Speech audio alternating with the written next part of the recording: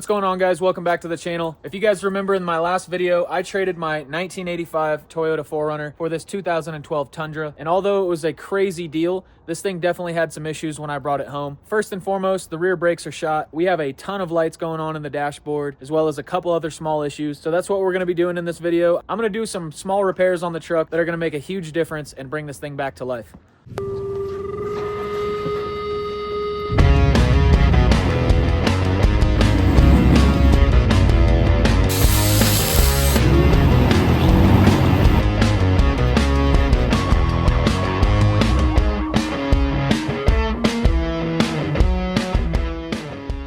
We're gonna go ahead and start with some easy stuff. So I'm gonna spin the truck around in the driveway and get the rear brakes swapped out. The front still look like they're in good condition, so we're just gonna start with the rear brakes and then we will get into some more stuff with the truck.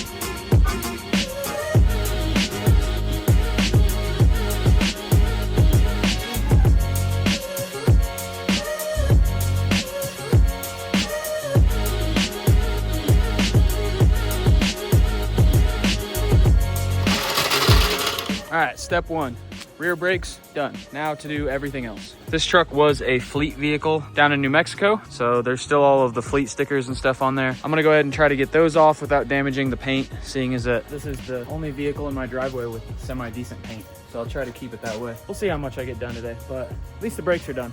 Oh, she's smooth now. Before I did the rear brakes, coming up to a stop at slow speeds or even high speeds, you'd feel it kind of grabbing and shaking you around a little bit. And that seems to have taken care of the problem. The next thing I want to address is that. Being a fleet vehicle, this thing has a backup beeper and it's super obnoxious. So I'm gonna try to find out where they have that mounted and get that thing disabled. Will's back out here helping me again. Who would have guessed? All right, where is it? You wanna do it? If you fuck my truck up, you owe me money. I can splice it back up. That's why I pulled it. I thought of that. Did you chop it? Yeah. Cool. Let's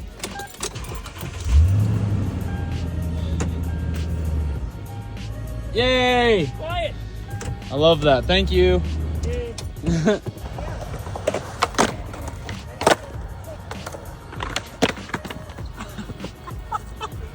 That was a good slam.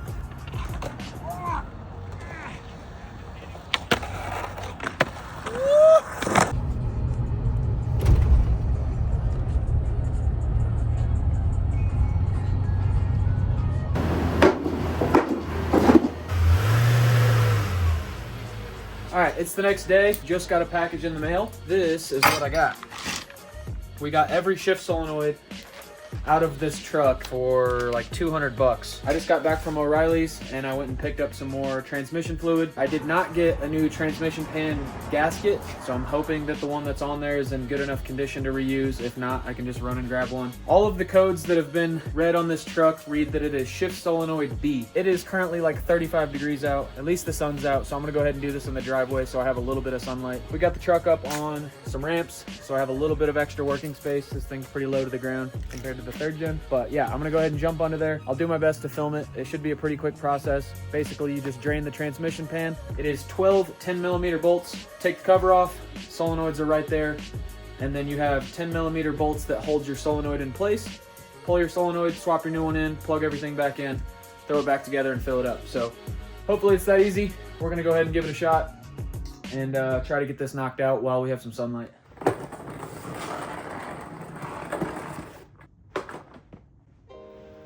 All right, while that drains, I'm gonna try to get everything set up and cleaned up under there. It definitely looks like it's leaking transmission fluid in front of the pan, and that's a little alarming. So I'll do my best to inspect everything and clean everything up while I'm under there, and then we'll get to pulling the cover off.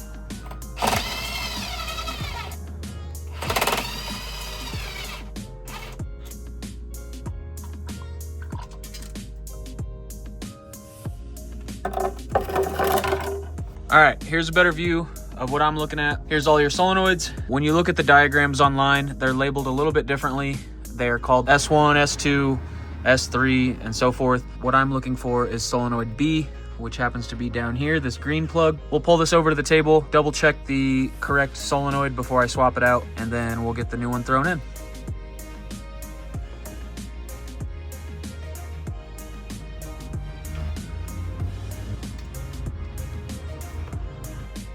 All right, so here's solenoid B. This is what I pulled out of the truck. It clearly shorted out, so this thing was not functioning how it should.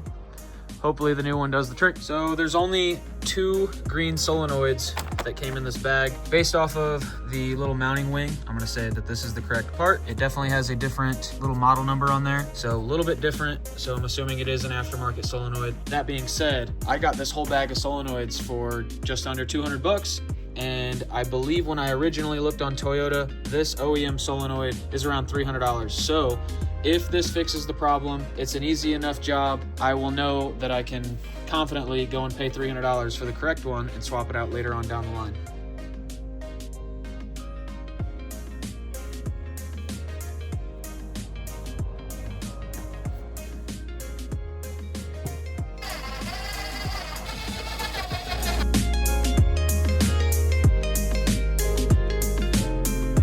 All right, let's go check it out. I did go ahead and clean everything with brake cleaner. Didn't do an extravagant job, but got all the gunked up spots anyways. So if it has any leaks, I'll see where it's coming from.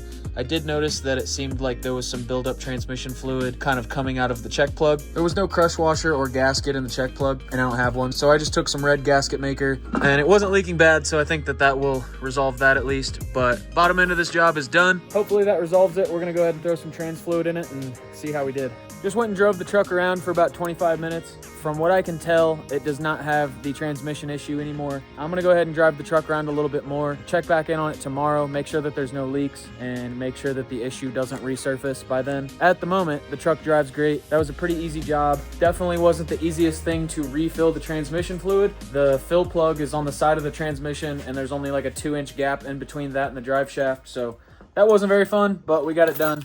And it is freezing outside, so I'll come back out here and mess with the truck a little bit more tomorrow. All right, we've been making some progress on the Tundra. I have a couple more simple issues to address. The first thing being that the thermostat gets stuck, so the truck does not heat up inside of the cab all that well. After a while, it kind of will kick open about a quarter way, and I am getting heat from the blower vents, but it's a pretty easy fix. I already ordered the thermostat off Amazon, and it should be pretty quick to swap the new one in, but we're gonna go ahead and do that while I have some daylight. The last thing that I want to address on the truck is the door checks on the driver and passenger side. I ordered new replacements for both sides of the truck for about $70 off of carparts.com. You do have to take the door panels off to get to the door checks. From there, it's only 2 bolts. So it's relatively easy fix for a pretty annoying issue. I'll show you guys what I'm talking about. Basically, when you pull the doors open, those little popping noises, not all that big of a deal, but it's pretty annoying. So we're gonna go ahead and try to get those swapped out as well. I don't know if I'll get to them tonight. I might do them in the morning when I have some more sunlight. But anyways, I'm gonna go ahead and try to get the thermostat swapped out. We will be driving the truck back to the Midwest for the holidays. And before we get on the highway and do these long miles, I would love for the heater to work correctly. Gonna go ahead and try to get this one knocked out. So to start, here is the replacement thermostat. It is an ASIN part. And this was, like I said, about 35 bucks on Amazon. And it is the entire housing. Only 3 nuts hold this thing into place. Should only take a couple minutes, but we'll see how easy it actually is. I'll get under the hood and show you guys what I need to get out of the way so we can get the thermostat thrown in. All right, so as I was saying, thermostat is relatively accessible. It is located right here. This little nut is one of the 3 that holds it into place. So I'm gonna undo this wiring harness and then move this hose out of the way and then undo the actual hose to the thermostat housing. From there, I should be able to pop it out, get the new one thrown in. All right, got the wiring harness unplugged. I'm gonna grab a set of pliers to undo these 2 hose clamps, and then we will get to taking the actual thermostat out. All right, knew that was gonna happen. Forgot to put a pan under there. I got the hoses pulled, and I got the last bolt out of 3 loosened. So once I get that off, should be able to pull the thermostat, and then I will show you guys over here on the table. Hopefully we can find an actual failure within this thermostat. I've watched a couple of videos online, and there's 2 little plastic prongs that seem to fail, but we'll see if that's the issue with mine. Let's get this on the table and give it a look. All right, so as I was just saying, a couple of the videos that I watched, these are the two little prongs that kind of hold your spring in place. So you can see they're working kind of as like two little retainer clips to hold everything in place. And that seems to be the exact issue that I'm having. Both of these little retainer clips seem to have broken off. So the thermostat was just kind of floating freely in this housing and yeah, basically just failed. So get this one thrown back in and we'll throw some coolant back in the truck. And I think this should fix our problem.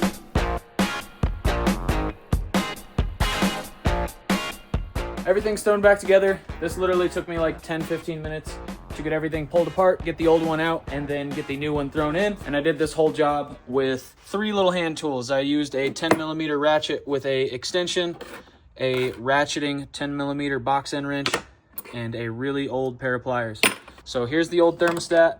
This thing is going straight in the trash. I'm really happy that I found a failure point. It sucks pulling stuff apart and not seeing an actual issue. Fingers crossed that this actually fixes my heating issue. I am going to turn the truck over, kind of watch the coolant levels because the reservoir said that it still had coolant in it, but obviously we lost quite a bit underneath the truck. So I want to make sure everything is filled up properly, and then I'll probably take it to the car wash to get all that extra coolant off of everything. And then I will let you guys know if it fixes my heating issue. It's the next morning. Obviously we got the thermostat thrown into the truck last night, and then I did not do any more filming because it was dark and cold, but I did go and drive the truck around. From what I can tell, I think we fixed our problem. The heater was working really well within 5 to 10 minutes of me starting the truck and driving it around. We had hot air in the truck and the thermostat gauge was working how it should. There is one more thing that I want to get swapped out on the truck. I mentioned it yesterday, and it is the door checks. I showed you guys the noise that the doors were making. It does it on the passenger side and the driver's side, and it's quite annoying. So I'm gonna pull the door panels off of the truck. Pretty simple stuff, so I'm not gonna go too in-depth of filming it, but we're gonna get these swapped out and hopefully that solves our popping issue. Also, before I get started on doing the door jams, I forgot to mention that I got all of the codes cleared in the truck. Obviously, at the beginning of this video, we did a shift solenoid. I had the check engine light on, ABS, brake light, traction control, 4 low was flashing. The day after I did the shift solenoid, I drove it to work and went over and plugged it into a scan tool. We were able to clear the check engine code and the 4 low code. We rescanned the truck for any new errors and nothing came up. So that was a good start, but then I still had the ABS, brake light, and traction control light on. After doing a little bit of research online, I found out that you could just do a 0-point calibration, which is pretty common for these trucks. You can basically jump a couple of the pins in your diagnostic port or your OBD2 port with some paper clips, and there's a pretty brief process to do a 0-point calibration. Anyways, all that being said, I did one and it instantly cleared the codes. I've been driving the truck for about 3 days now with no lights on in the dash. Obviously, we're going to keep driving the truck a whole lot, and if I run into any of these issues in the future, I will revisit all of those things and share it with you guys. But for now, no lights on in the dash.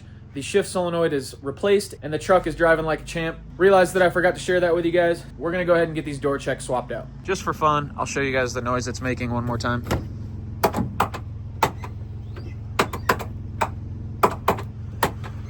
We're going to get rid of that popping noise.